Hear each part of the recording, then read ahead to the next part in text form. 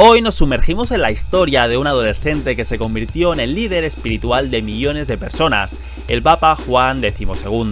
Imagínate tener 18 años y solo preocuparte por tu vida social. Ahora, imagínate tener 18 años y recibir las llaves del Vaticano. Empezamos explicando que nació como Octaviano alrededor del año 937, y este joven no fue un adolescente cualquiera. Era descendiente de Alberico II, el gran jefe de Roma de la época, que tenía la ciudad bajo su control. En una medida que conmocionó a la sociedad medieval, Octaviano fue elegido papa, asumiendo un papel que exigía sabiduría e integridad moral, todo ello en una época en la que la mayoría apenas estaba entendiendo la vida. Hablemos del verdadero personaje detrás de su ascenso al papado, su padre. Ahora bien, este no era el típico padre orgulloso que empujaba a su hijo a sobresalir. Se trataba de ejercer el poder en una época en la que las líneas entre la Iglesia y el Estado no solo eran borrosas, sino prácticamente inexistentes. Alberico II era el titiritero de Roma, una potencia secular con los dedos en el pastel eclesiástico. Cuando llegó el momento de elegir un nuevo papa, el currículum espiritual pasó a un segundo plano frente a la influencia política. Aquí entra el joven Octaviano, no elegido por sus profundos conocimientos teológicos o su cuidado pastoral, sino porque era hijo de Alberico. Esta medida tenía menos que ver con la guía divina y más con garantizar que el poder permaneciera en la familia, una estrategia medieval para mantener el trono en manos de la familia. Este episodio de la historia es una instantánea perfecta de la época, una época en la que a quien conocías importaba más que tu temple espiritual. Es un recordatorio de cuán entrelazada y francamente confusa puede llegar a ser la relación entre la ambición política y el liderazgo religioso. En la historia, el mandato de Juan XXII se destaca, pero por razones equivocadas. Un papa, pero en lugar de santidad y piedad, hay un rastro de escándalos que harían sonrojar incluso a los editores de periódicos más experimentados. Estamos hablando de simonía, el equivalente eclesiástico del tráfico de información privilegiada, donde los cargos sagrados se vendían al mejor postor. Pero espera, porque hay más. La blasfemia, el tipo de comportamiento que menos esperaría del vicario de Cristo, era parte del paquete.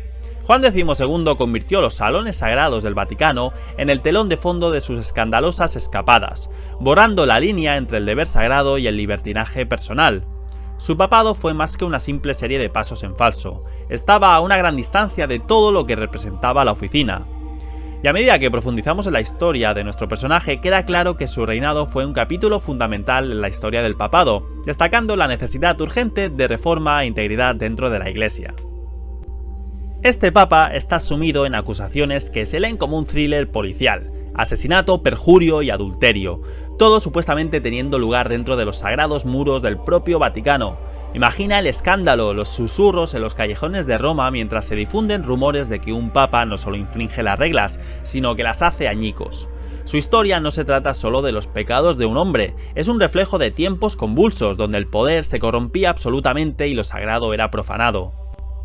Estas acusaciones no eran solo chismes inútiles. Los cronistas de su época y los historiadores posteriores han pintado el cuadro de un pontífice que jugaba rápido y libremente con los mandamientos, desafiando los fundamentos mismos de la Iglesia que se suponía debía pastorear. En un enfrentamiento dramático, el emperador Otón I convocó un sínodo en el 963, con el objetivo de derrocar a Juan. La razón: un papado tan plagado de escándalos que amenazaba la integridad de la misma Iglesia. Pero el papa no iba a caer sin luchar. En una respuesta inteligente, amenazó con excomulgar a cualquiera que se atreviera a apoyar su deposición. Esta no fue solo una disputa entre dos líderes, fue un choque de fuerzas titánicas, con los poderes espirituales y temporales de la época enfrentados. Había mucha tensión y mucho en juego, y la pura audacia de un papa que utiliza una de las armas más formidables de su arsenal espiritual para proteger su posición. La respuesta de Juan XXII al sínodo fue una clase magistral sobre la dinámica del poder, que mostró la voluntad del Papa de aprovechar la autoridad espiritual frente al poder político. Siguiendo con el punto anterior, el Papa convoca un consejo de sus propios partidarios. En un dramático cambio de suerte, declaran depuestos al emperador Otón I y a todos sus obispos aliados. Es el tipo de juego de poder que haría que incluso el estratega político más inteligente de hoy tomara notas. Este contrasínodo no fue solo una maniobra política, fue una declaración, un testimonio de la tenacidad de Juan XXII y su negativa a ceder ante presiones externas. Mostró la intrincada danza del poder, donde la autoridad espiritual y el poder temporal estaban encerrados en una lucha perpetua.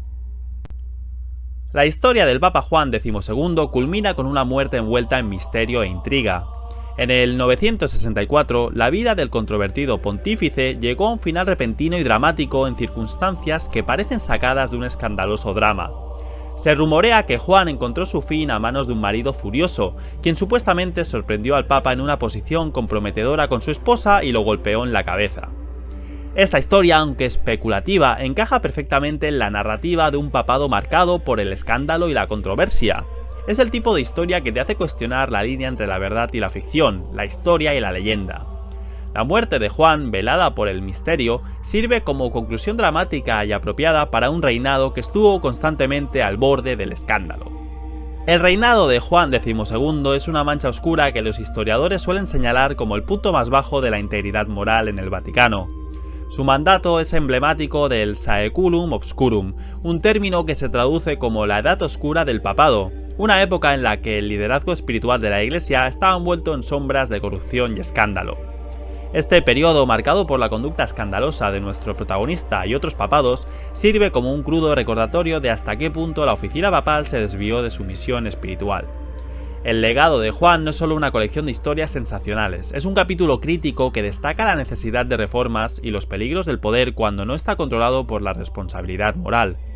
Al reflexionar sobre esta era, queda claro que el papado de Juan fue un punto de inflexión, una llamada de atención que eventualmente estimuló los esfuerzos para restaurar la dignidad y la santidad del cargo más alto de la Iglesia. A raíz del tumultuoso periodo de Juan XXII, una ola de cambios comenzó a barrer la Iglesia. Los escándalos y excesos que habían empañado el papado encendieron un ferviente impulso por la reforma, un anhelo colectivo de regresar a los valores fundamentales de la espiritualidad y el liderazgo moral. No se trataba solo de corregir algunos errores, fue un movimiento profundo destinado a revisar los fundamentos mismos de la autoridad de la Iglesia. Imagínate a la Iglesia como un fénix, con el legado del papado como llama de la que necesitaba emerger de nuevo. Los reformadores dentro de la Iglesia, impulsados por el deseo de limpiar la institución de su corrupción acumulada, comenzaron a abogar por cambios significativos. Estos movimientos no fueron solo una respuesta a las acciones de un papa, fueron una reacción a décadas de decadencia, un grito de guerra para un retorno a la virtud y la integridad. Este periodo de la introspección y transformación marcó un capítulo fundamental en la historia de la Iglesia, preparando el escenario para un papado redefinido. Si bien las narrativas tradicionales pintan su papado en tonos marcadamente negativos, una ola de historiadores modernos nos insta a mirar más profundamente, a examinar los prejuicios y descubrir la verdad oculta bajo siglos de especulación y calumnia. Este llamado a una reevaluación crítica no es solo una crítica académica, es un viaje fascinante a las complejidades de la interpretación histórica. La época de Juan XXII fue una época de juegos de ajedrez políticos, donde las luchas de poder a menudo dictaban la narrativa y los vencedores escribían los libros de historia.